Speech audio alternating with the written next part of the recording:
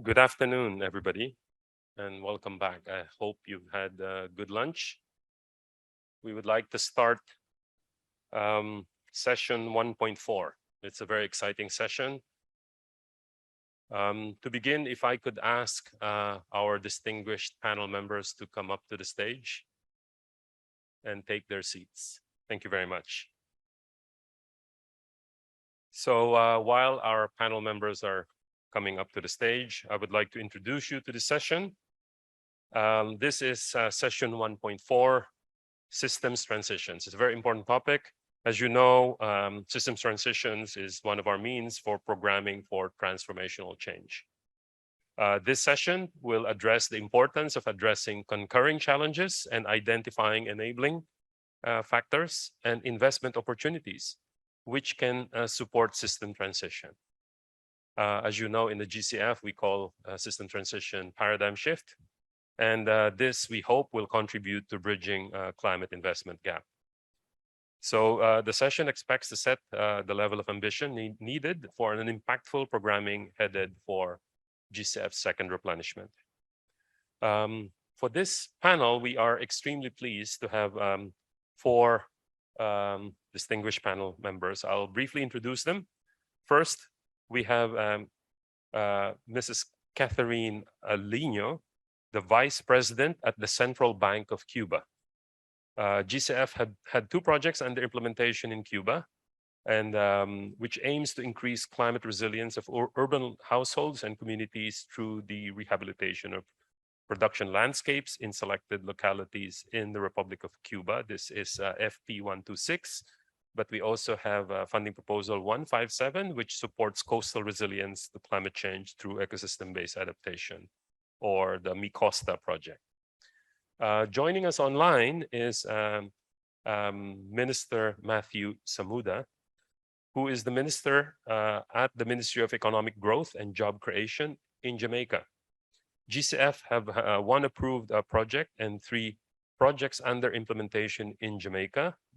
This includes funding proposal 189, a recently approved project which supports e-mobility program for sustainable cities. Jamaica is also part of the Global Fund for Coral Reefs, which is funding proposal 180, and the Global Subnational Climate Fund for Equity, which is funding proposal 152. Finally, it also is part of the Global Subnational Climate Fund Technical Assistance Facility, which is funding proposal 151. We're also joined by Mr. Beksultran Ibrahimov. Apologies for my pronunciation, who is the Deputy Minister, Ministry of Natural Resources, Ecology and Technical Supervision of Kyrgyz Republic. GCF have one project under implementation and approved in the Kyrgyz Republic. And this is funding proposal 116, which aims to increase carbon sequestration through climate investment in forests and rangelands.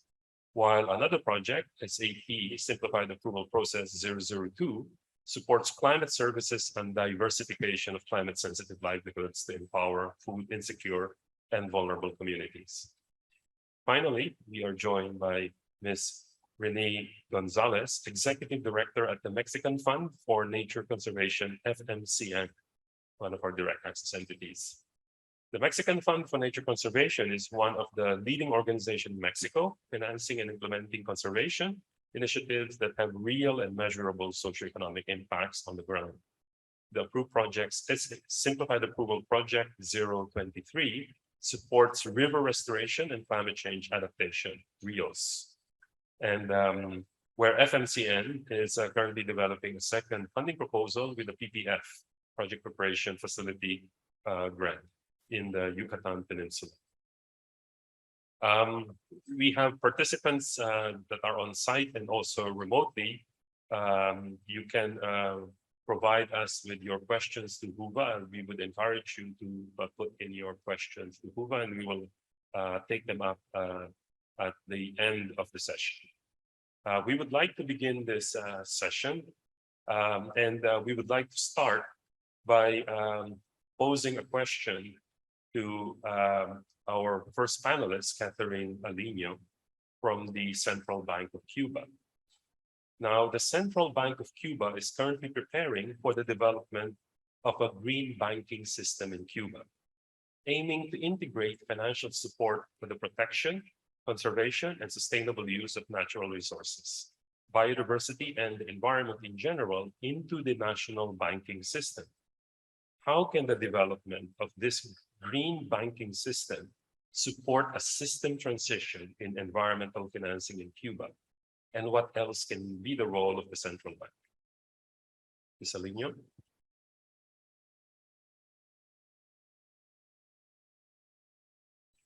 Buenas tardes a todos los asistentes a esta conferencia global. Con gusto formamos parte de este panel para intercambiar con ustedes, bueno, algunas experiencias desde nuestro país, Cuba, acerca de cómo nos hemos venido preparando en la implementación de este sistema para el enfrentamiento a la adaptación y mitigación de los cambios climáticos. Inicialmente, bueno, decir que para Cuba, el gobierno, el Estado cubano, es esencial una gestión eficaz de los recursos financieros que contribuyan al enfrentamiento del cambio climático. La financiación climática es clave para hacer posible la transición del país hacia una economía menos intensa en emisiones y para lograr un desarrollo resiliente ante las variaciones del clima.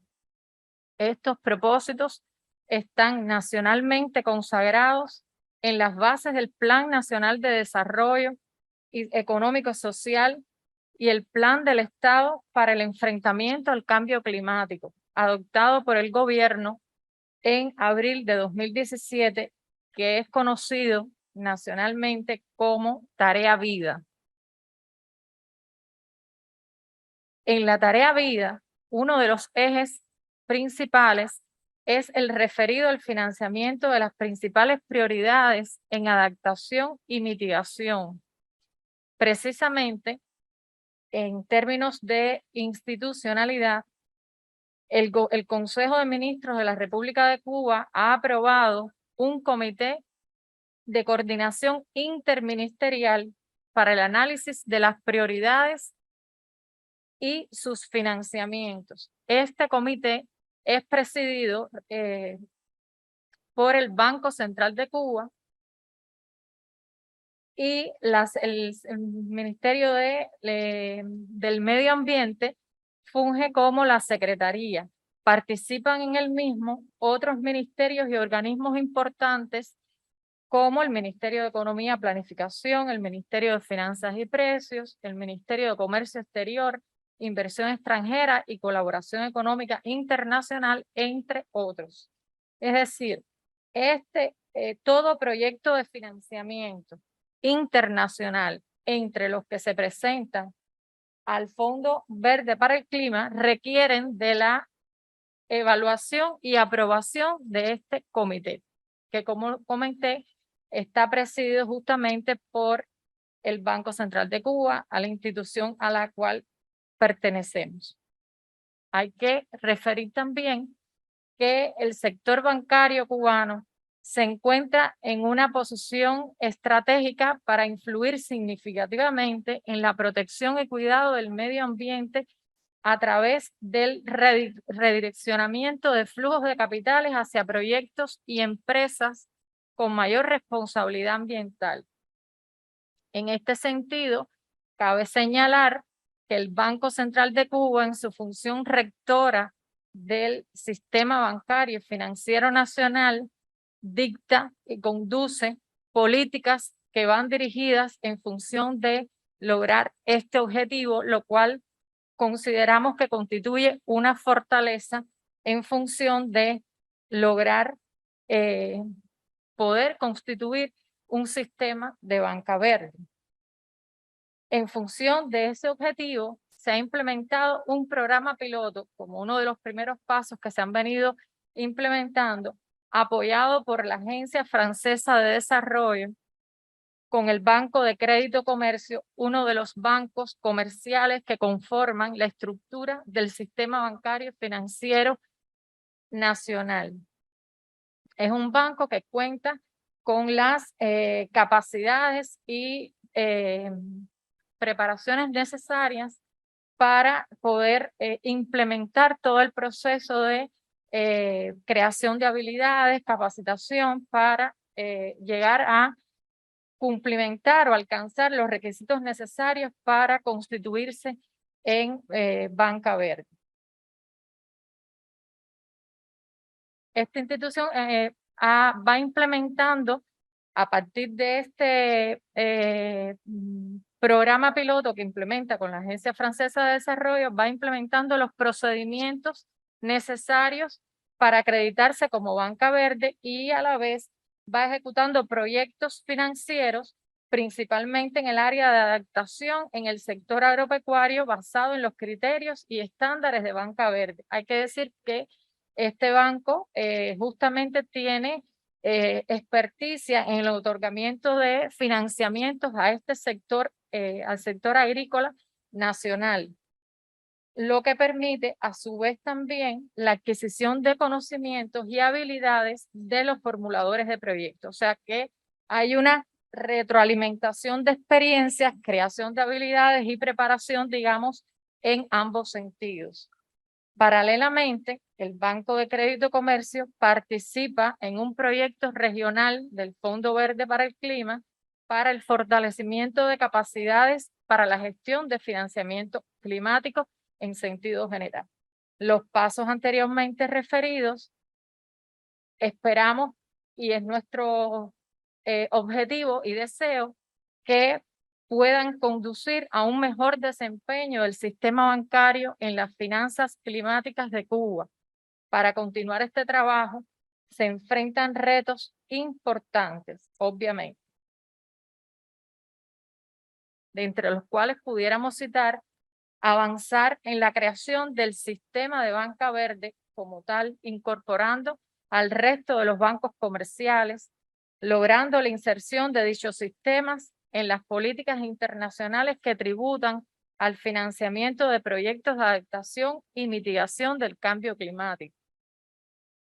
Muy necesario es poder contar con el marco de políticas y regulaciones que permitan el desarrollo adecuado, el desarrollo y funcionamiento adecuado del sistema de banca verde en el país, fortalecer los mecanismos de acceso a fuentes financieras internacionales. En este sentido, la acreditación de entidades para el acceso directo a estas fuentes constituye una prioridad y también se dan pasos en ese sentido con relación a poder lograr el reconocimiento de una de nuestras instituciones como entidad acreditada ante el fondo que nos permita obviamente un acceso directo. Esto es en sentido general las ideas fundamentales que pudiéramos compartir en esta primera intervención con ustedes, ¿no? Muchas gracias. Thank you very much, Ms. Emilio.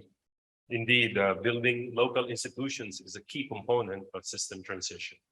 And your work on actually greening your local banks is a key component in this. And I applaud you. And I hope you could consider a role for the GCF moving forward in your work.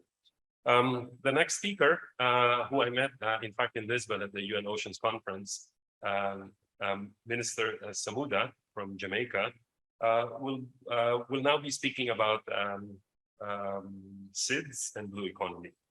The Jamaican government and the Coalition of Climate Resilient Infrastructure, Oxford University and the Green Climate Fund are working together on a pilot initiative to develop resilience to infrastructure systems. So Minister, how can the Jamaican Systemic Resilience Assessment Tool help structure investments in an integrated manner to address systemic challenges? Minister Samuda. Thank you, Jerry, and allow me to thank the team for the opportunity to present and to offer some insight this afternoon. Firstly, some context into the JSTRAT, as we call it, project. The CCRI pilot project aims to deliver a comprehensive solution for the government of Jamaica to be able to assess, manage, and finance resilient infrastructure investment needs.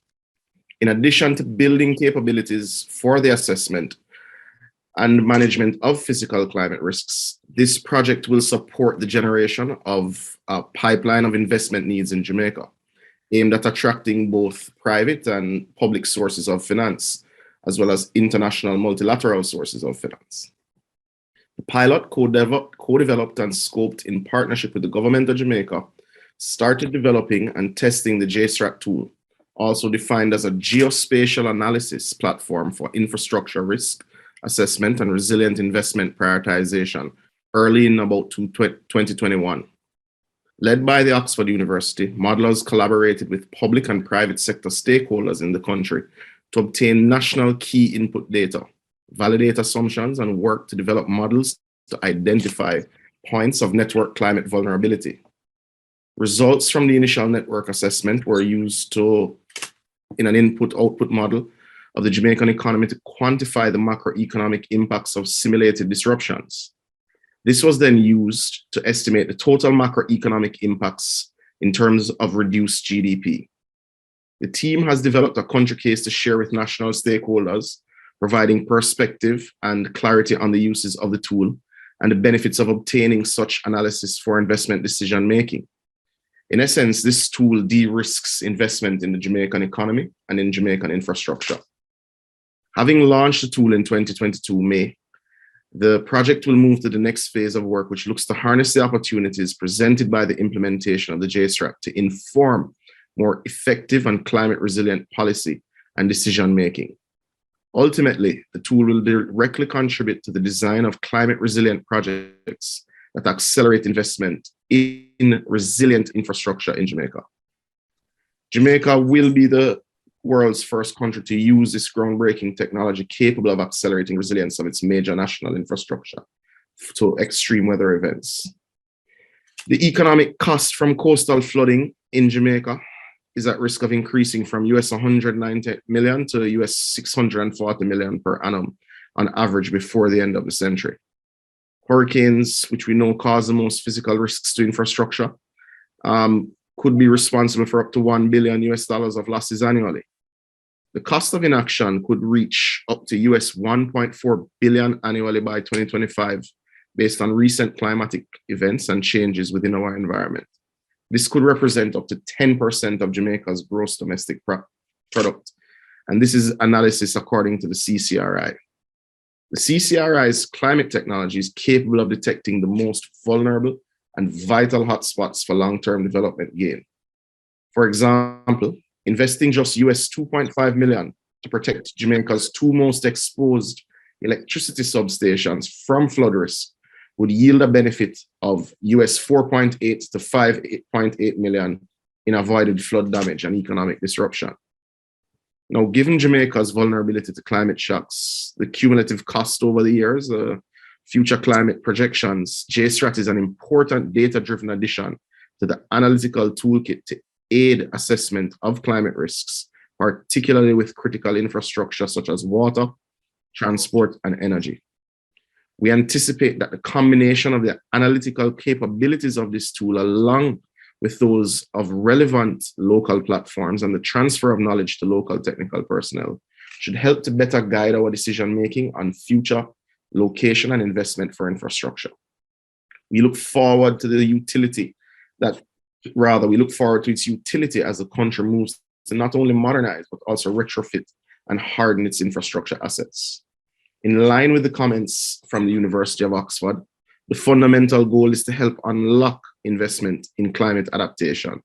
With limited resources and mounting needs, the government of Jamaica will be able to use SRAT's incredibly granular, precise, and practical analytical capabilities to prioritize where infrastructure investment is needed most and attract the scale of private sector finance that has so far been missing until now, not only in the Caribbean, but in climate adaptation worldwide. We believe this is the basis of future investments from partners such as the GCF. The climate crisis represents an existential threat to the Caribbean, to Jamaica, to small island developing states. as countries to protect our communities from the escalating climate impacts on water, health, energy, and supply chains, making infrastructure assets more resilient is indeed vital, but cannot be delivered by the public sector alone. Private sector engagement is critical in bridging the existing infrastructure gap, making this technology a major breakthrough not only for Jamaica, but also helping to meet the world's future infrastructure needs. We believe this JSTRAT tool, as we call it, the Jamaica Systemic Risk Assessment Tool, will be the roadmap to infrastructure investments, not just in Jamaica, but in the wider region and definitely within developing nations. We encourage the GCF to work with us as we finance the projects that it identifies. I thank you. Thank you very much, Minister Samuda. Indeed, COP26 called for a doubling of adaptation finance, and infrastructure is a core part of that adaptation financing and investment that need to happen. And we do look forward to the finalization of this tool. And I would imagine that there would be a lot of people interested to find out more about this tool and how it could be used in other countries. So thank you very much for that, Minister Samuda. Now we move on to Deputy Minister Ibrahimov from the Kyrgyz Republic. We do understand that Kyrgyzstan approved the updated NDC in September 2021, and that the NDC sets a vision of transition for low carbon and climate resilient development. The updated NDC notes that there is a need to consolidate fragmented climate change policies. In your opinion, Minister, what are the opportunities for enhancing synergies and consistency across policies and funding options to support the implementation of the updated NDCs? And what role does the GCF, you think, can play in bringing these gaps for system transition? Minister?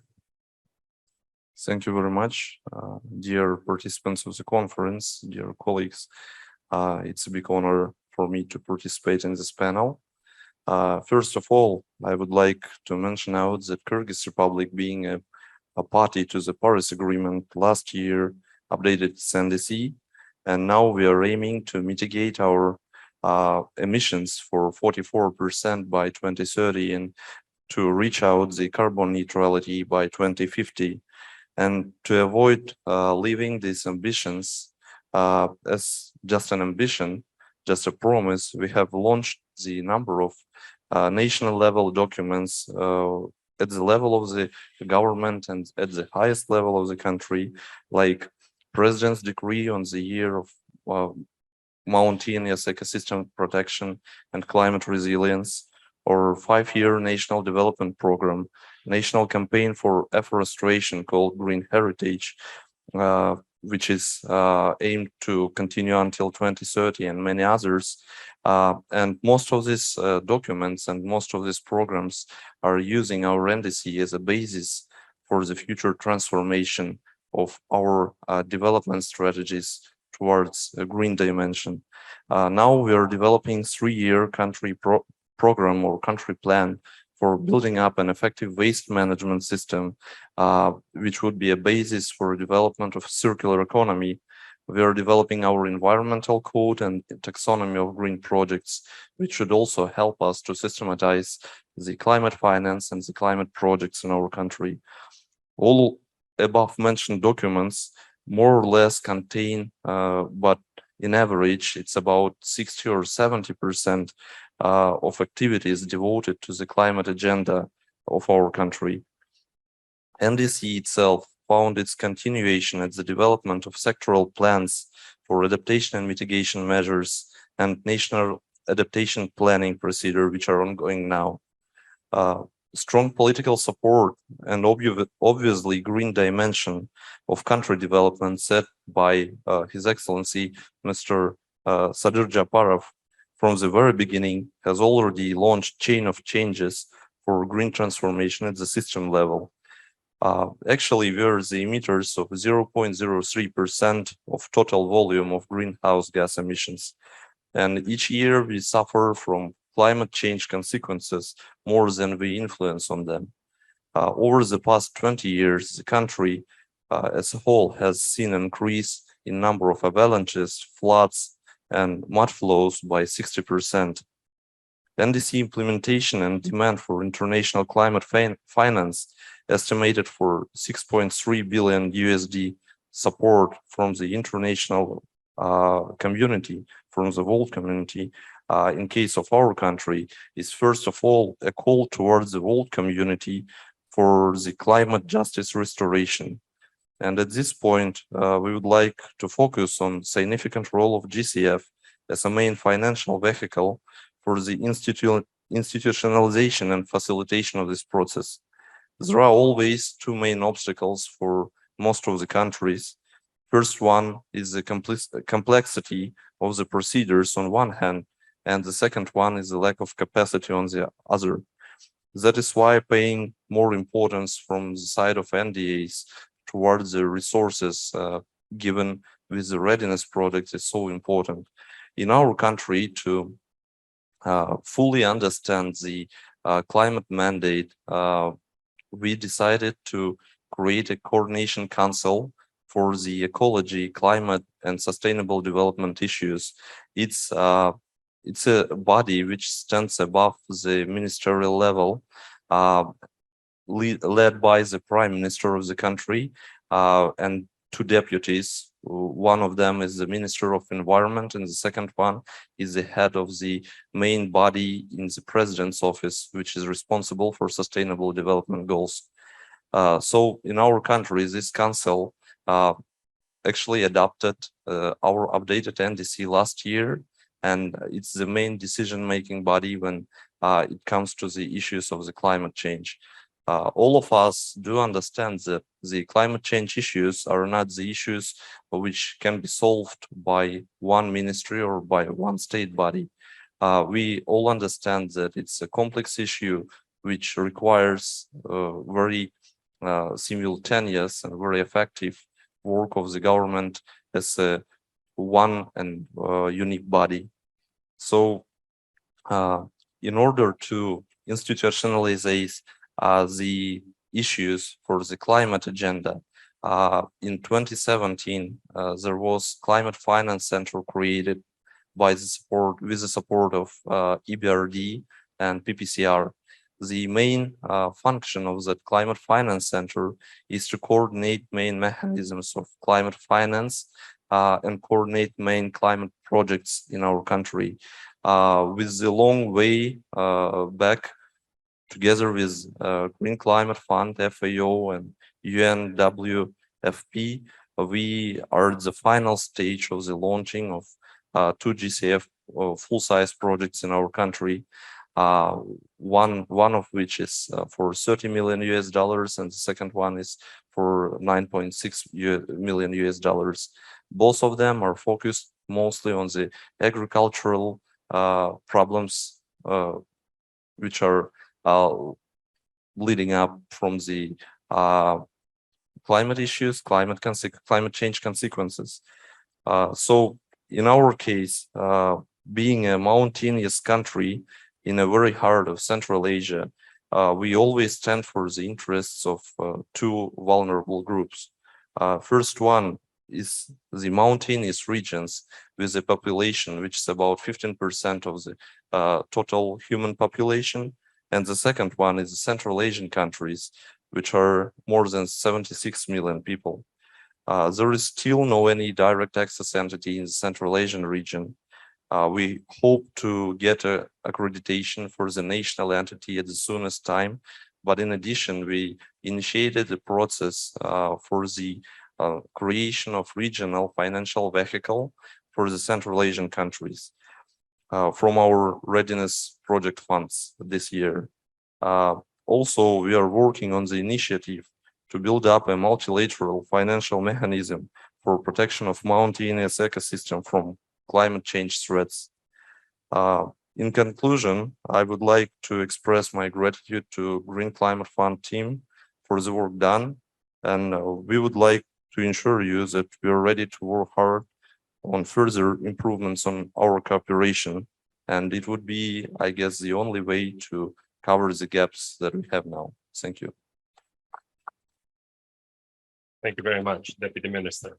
Indeed, the GCF is a country-owned organization, and the only way we could really accelerate investment is through integrated strategies and policies, and as you noted, through the NDCs.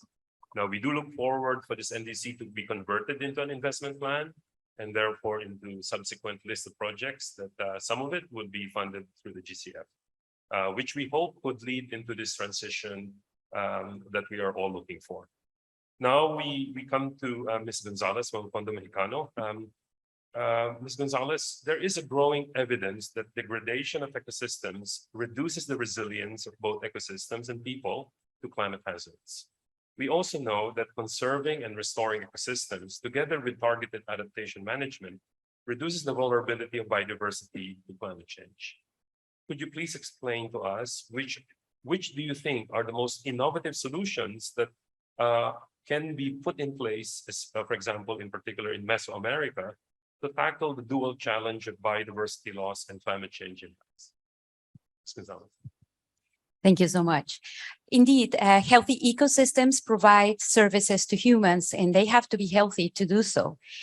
Mexico is one of the most mountainous countries in the world, and it's surrounded by 2 oceans. And so you have coastal areas that actually have watersheds that go from the mountain to the sea. And what we have been seeing through time is that these coastal watersheds have been impacted by deforestation and also by climate change. With climate change, we are recording higher frequency of hurricanes along the coast, for example, along the coast of the Gulf of Mexico. And what this causes is that there is more rain in the upper part of the mountains that actually impacts the mountains in fewer days. Nature is actually not ready to respond to this challenge by climate because it has been deforested in the last 50 years especially. And so when these rains come, what happens is that the soil actually is not retained by the roots of the trees because there are no trees. So what is happening right now, and we see it more evident with scientific studies, is that we have landslides, and also that soil actually goes to clog the river downstreams, and it causes a lot of flooding in the lower part of the watersheds where we have cities. So it's really having catastrophic consequences, and the productivity, agricultural productivity in the upper watershed is also affected.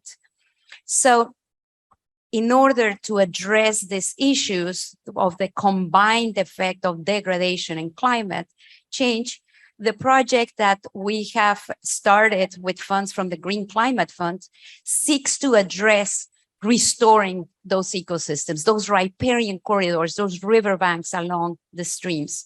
And in order to do so, we actually work with people on the ground, with communities, actually accompanied by organizations, local organizations, to restore those riverbanks. And it's astonishing what nature can do in just a few years. The Green Climate Fund project that we are starting this year actually builds on the capacities that were acquired by a previous project funded by the Global Environment Facility. And we have actually studies that shows from that project before that in just 4 years, you can accomplish a lot by just keeping the cattle away from the riverbanks with barbed wire and just allowing for natural regeneration. We actually have shown that in 4 years, you can actually reduce the coliform bacteria and also the suspended solids by half in just a 2-kilometer restoration of the riverbanks. So we're hoping that, nature can help us actually bring back those functions. And by doing this, we're not only getting better water quality, we're also retaining soil and then therefore having less landslides and less flooding in the lower part of the watershed. And also we're creating biological corridors. And so the communities are recording the birds and the small mammals that are already evident in trap cameras along the riverbanks, and that restores hope. I will be talking more about what happens in the sea, There we have actually, overfishing with higher temperatures, and that's making the fishermen go further into the ocean to actually have the same catch that they had before. And we're addressing this issue with the next project with the Green Climate Fund. And we'll be talking about sustainable oceans on Friday right here at 9 a.m. So don't miss that part, and we'll be talking more about the ocean parts. Thank you. Thank you very much, panel members. That's the first round. We have a second round of questions, but if I could ask the panel to maybe keep our responses concise so that we could have some questions from the floor. We have 24 minutes left in the session, and we could see the clock looking at us. So we go back to our first speaker, to Mrs. Alina. And the question here, of course, in relation to Cuba is that the state plan of Cuba for tackling climate change, Torreya Vida, our life task, was approved in 2017 by the Council of Ministers. It foresees a strategy of progressive investments up to the year 2100. Given the political economy of Cuba, what are the key factors underpinning Cuba's capacity to develop such an ambitious plan? And how can the GCF support this transition into this so-called life task?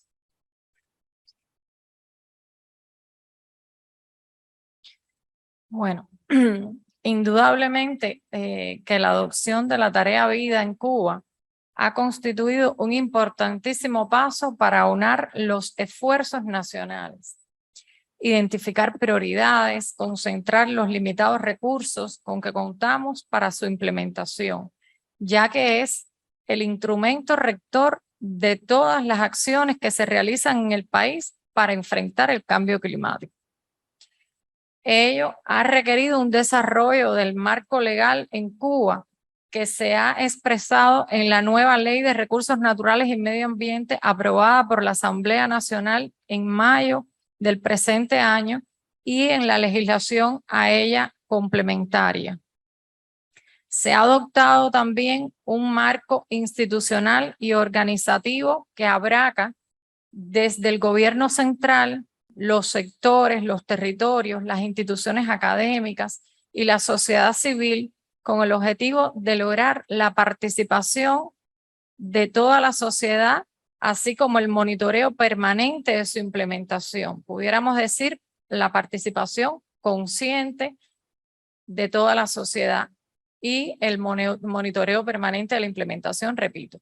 A la ejecución de prioridades definidas en el enfrentamiento al cambio climático, se han definido cuantiosos recursos de los limitados con que cuenta nuestra nación.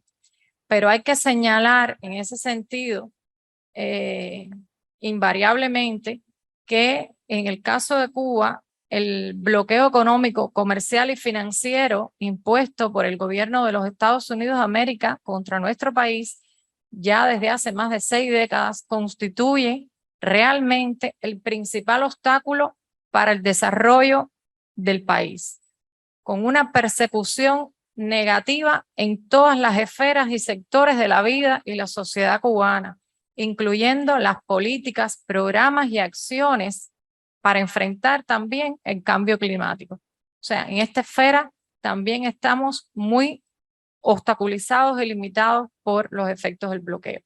El limitado acceso a fuentes de financiamiento internacionales, incluidos créditos bancarios y apoyos de organismos internacionales para nuevas inversiones, y el acceso a proveedores para garantizar acceso a medios y tecnologías más limpias, con una importante composición en materiales, software y patentes de los Estados Unidos de América, se ve afectada adicionalmente por el mencionado impacto del bloqueo, sometiendo a una intensa presión los esfuerzos nacionales para un desarrollo resiliente y bajo en carbono.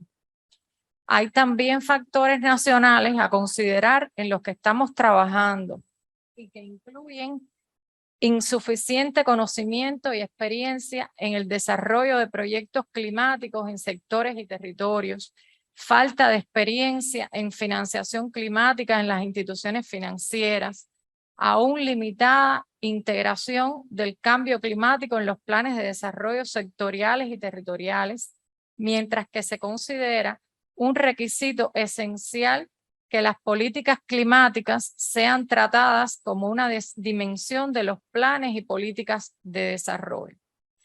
Hay un desconocimiento también del potencial y del impacto que se puede lograr en el desarrollo de los sectores a partir del acceso a la financiación climática. Hay falta de entidades acreditadas, o sea, no contamos con una entidad acreditada actualmente para el acceso directo. Como refería en mi intervención anteriormente, estamos trabajando en función de lograr eso en un mediano, largo, corto plazo. Existe una carencia de un sistema para medir, informar y verificar los flujos de financiación del clima y las acciones de mitigación y adaptación. Ahora, desde el punto de vista de los apoyos, hay que también hacer referencia a ello, que el Fondo Verde para el Clima pudiera proporcionar en estas circunstancias. Es muy importante poder continuar recibiendo ese apoyo que ya hemos venido implementando, recibiendo, beneficiándonos hasta este momento. Y en ese sentido, aportamos las siguientes consideraciones. Primero, que sería muy conveniente que el Fondo Verde para el Clima, en concierto con el Fondo para el Medio Ambiente Mundial, el Fondo de Adaptación y otras fuentes relevantes, trabajen en la simplificación y armonización de los procedimientos de solicitud de financiamiento climático. Las complejidades de los actuales mecanismos de financiación, su lentitud, sus complicados procedimientos y elevados requerimientos técnicos se apartan del sentido de urgencia que debe caracterizar la financiación climática, en particular para los países más vulnerables. Este es un tema que evidentemente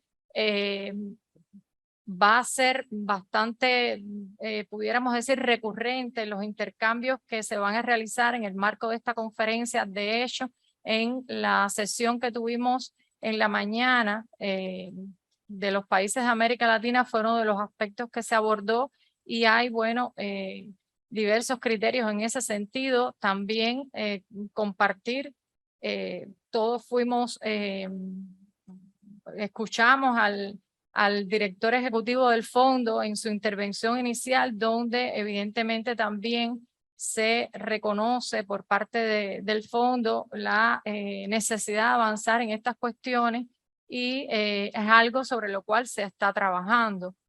También importante reconocer o mencionar que las complejidades de los actuales mecanismos de financiación, su lentitud, sus complicados procedimientos y elevados requerimientos técnicos se apartan del sentido de urgencia que debe caracterizar la financiación climática, en particular para los países más vulnerables, dentro de los que obviamente se encuentra nuestro país, por la condición de ser un estado, un pequeño estado insular.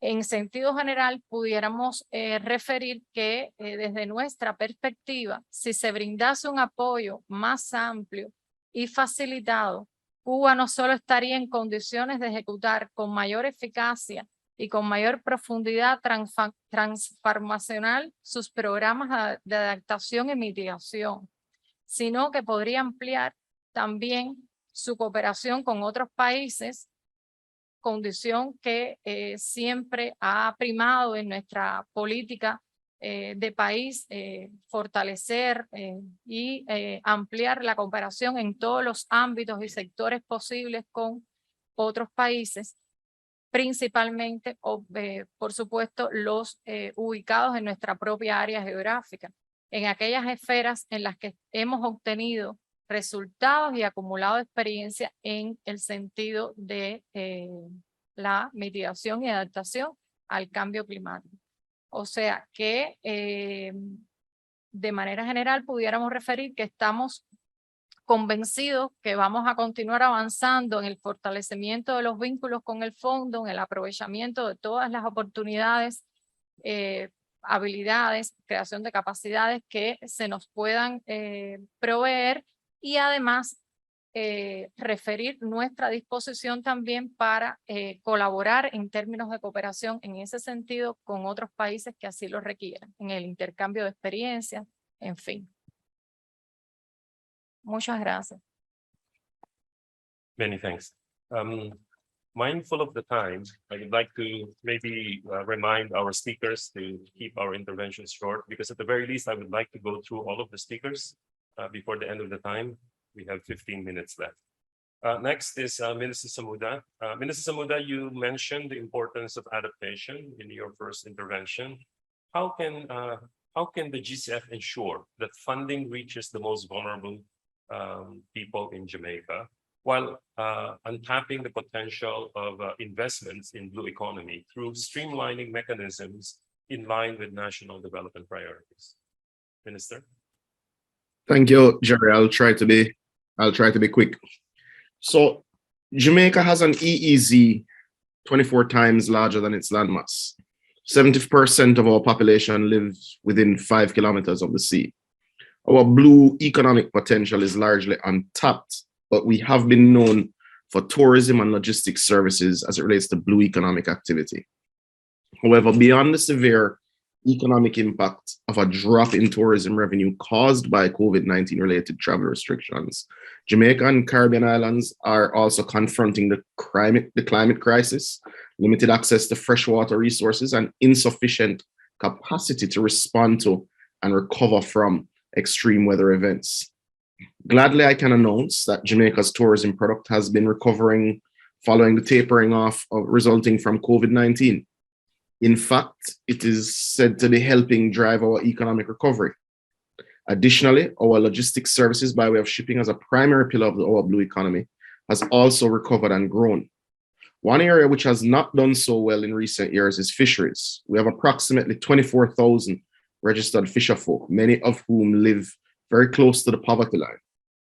Although there are different interpretations of the term blue economy, it is rooted in the idea of sustainable use of oceans, resolving the water issue, inclusiveness, and has a leading part to play in achieving sustainable recovery.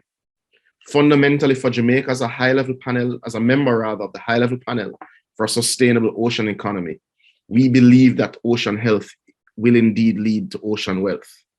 An ocean-based approach to growth not only offers the marine and coastal resources, but a way to tackle unemployment, food insecurity, poverty, and vulnerability to climate change. Similarly, a circular economy allows a shift away from the take, make, and dispose linear model to one that is restorative and regenerative by design. The blue economy, Jerry, allows countries to expand into new fields such as marine biotechnology, offshore renewable energy, sustainable tourism, fisheries, aquaculture, and carbon capture, among other things. Support in R&D critical to understanding more about these sectors, and this is an area that we believe should be supported by the GCF. Support to develop the institutional frameworks to establish a blue economy, the blue economy potential of developing island states is particularly important. Building local tourism resilience naturally could serve as an example regionally. Financing required to expand and close knowledge gaps in these areas is particularly important. We believe the GCF should move to assist member countries and accredited entities to form partnerships within the wider Caribbean community to address the lack of a diversified knowledge base on the blue economy and adopt a more coordinated approach to inspire and support innovation. The GCF should develop more innovative financial solutions and tools to assist community-based organizations and private sector entities as they are closer to the ground, as we would say, and are more equipped to reach the vulnerable within society. We believe the GCF should consider a lower bar for accreditation for entities tasked with the implementation and management of marine protected areas with particular carbon sequestration capacity. For example, investment in resilience for fishing communities in areas such as storage and more efficient mobility solutions can transform these communities.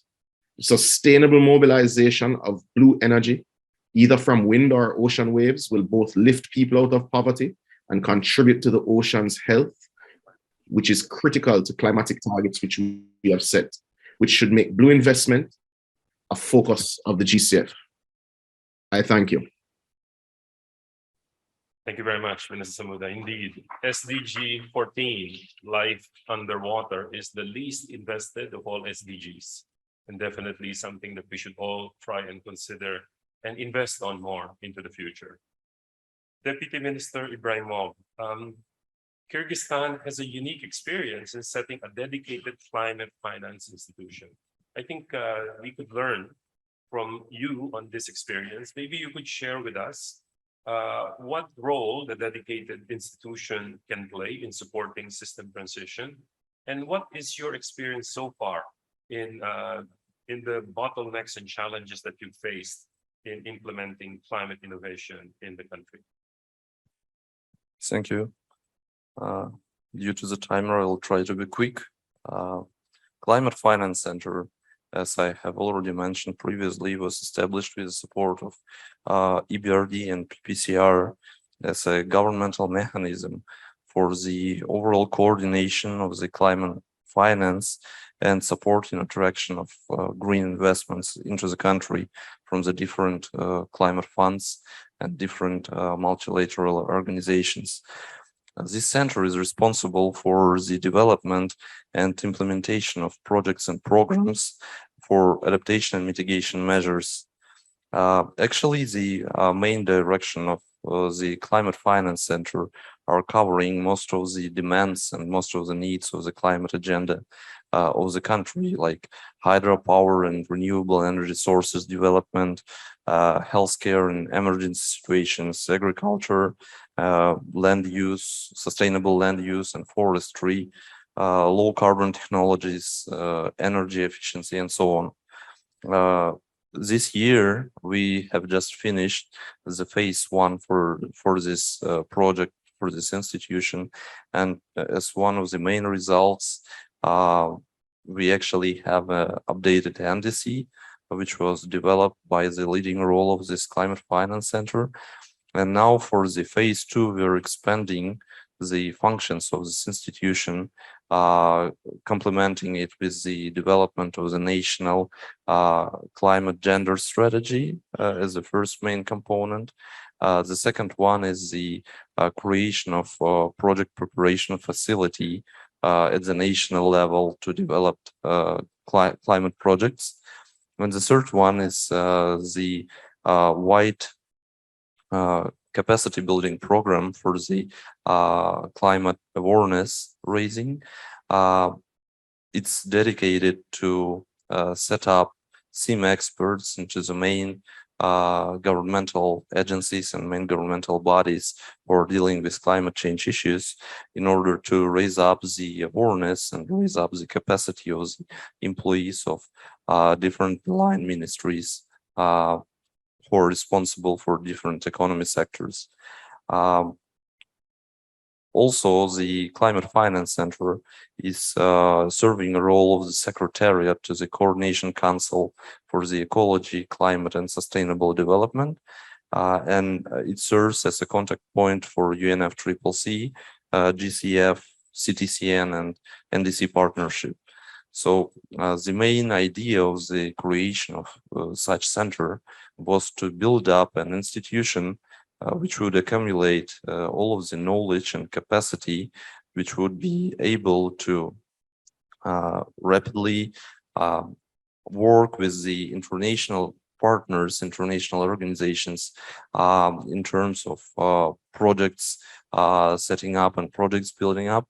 And now from the second phase, it would also independently develop projects which are aimed at the executing main tasks set up under the government. Thank you. Thank you very much for that. And we do look forward for a future project by the Climate Change Center, hopefully from the NDC priorities that you are developing in the country. Ms. Gonzalez, for the first time ever, now we're seeing a lot more governments doing enabling work to work with nature positive businesses. And I think in your case, for countries like Mexico that are upper middle income, what do you think are the challenges that are there to promote more nature positive businesses? And what do you think in GCF do? Thank you so much. Well, definitely there's more resources available than 10 years before, but there's no community projects that are really even able to respond at the scale and at the time that is required. So in order to do restoration of natural resources, we need people that will be in charge of that restoration in the field. We also need people that know how to restore. And then third, we also need that those people can actually interact effectively with the private sector. So Mexico may be in the middle income levels. However, our education level is still low. At the national average, it's below high school. And so we need to actually do in few years what has not been done in decades. And we need practical education for the people in the field to actually start having this financial inclusion. So what we're facing right now is capillarity. We need to have these funds reach all the way to the field, and we're facing their barriers. And to actually address that capillarity, we have seen in the last 30 years of work in the field that we need to address and invest in 3 issues. The first one is to strengthen already the capacities that those are in the field. Since the 1990s, we have had a lot of investment from bilateral and multilateral funds, and capacities have developed. We need to strengthen those, and we need to link them so that they can actually reach the scale that we require. And peer-to-peer relationships actually can accelerate the process, but we need to simplify systems so that we can reach all the way there. We can address this plumbing system of the financial institutions that are trying to make sure that the funds get to those that can make the difference. And then we need to accompany that capacity building. In the past, we have worked with community enterprises, and it has been clear that short-term capacity building is not enough. We actually need to accompany those small businesses that are starting to acquire the different disciplines that they need to develop, be it administrative, governance, legal aspects with the technical aspect. But there needs to be another organization that has their trust to actually make sure that the ones acquiring that capacity can incorporate that into the everyday practice.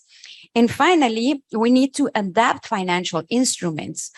So for example, when it's loans, where it's microfinancing loans, we have seen that if you can structure the financial instrument so that it is, it actually follows the harvesting cycle of coffee, or a financial instrument that's a very small loan that can gradually increment, that can actually lead to the people to actually go into those financial systems more rapidly.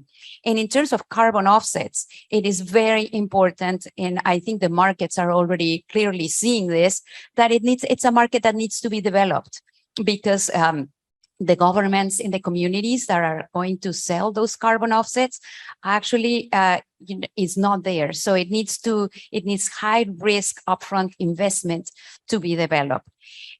Short, understandable contracts that can actually address the asymmetry that we're seeing right now with this gold rush of the carbon markets. And so in the end, we can actually say that the private sector will be put to test to not only unlock the financial resources, but to actually allow and achieve this capillarity to reach the people that can actually transform those financial into natural resources. Thank you very much. Thank you very much for that. Indeed, a very interesting panel discussion. And we started off on institutions, green banks. We went on into priorities adaptation, national strategies, and of course, nature. We can take one question from Huva, if there is any question. In this discussion, maybe I'll just try and look at the key issues that I took away. Definitely, the system transition is a very complex one. There's a lot of issues raised by our panel members. Firstly, our panel highlighted the importance of local institutions. These would be key to drive this transition, and noted as one key aspect of it is local banks. Greening local greening local institutions is key towards this transition. It was noted that we need to accelerate adaptation. This is the key promise made at COP26, and Jamaica's experience in developing very innovative tools to make sure that they develop really bankable infrastructure projects faster and quicker is also a way towards that. There was also a note on the importance of national ownership. So the core role of the national strategy, this would be the foundation of the pipeline of actual projects for this transition. And most of the priorities will be driven by your own strategies embedded in your NDCs. And we do look forward to having national investment plans out of these NDCs.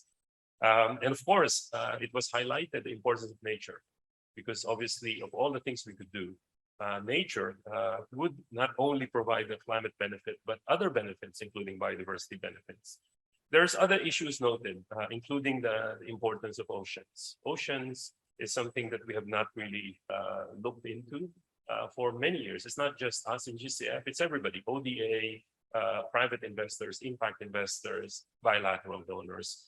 And there are opportunities on combining all of this because, for example, blue carbon, which is a nature-based approach, is not yet featured in many NDCs. And it's a particularly important aspect of many SIDS' future. So I think that's one aspect that we could look into, and it could be channeled through local financial institutions. But one thing that I take away from this discussion is that there is a lot of opportunity in working together. And the examples that you've noted by the panel are just the tip of the iceberg. I think the things that you've noted, we could expand this quite easily in many institutions. And the innovations that you are working on, you can still consider bringing the GCF in. We can add value to you. And please do consider that. And for those of you who are listening to our panel, I think that there is some inspiration you could take from them, because some of the innovations that they have noted, you could easily transform into your countries. So with that, I noted that in my point there, it says end. So I would like to thank my panel members for this very informative session. And I would like to ask the audience to give our panel a very warm round of applause. Thank you very much.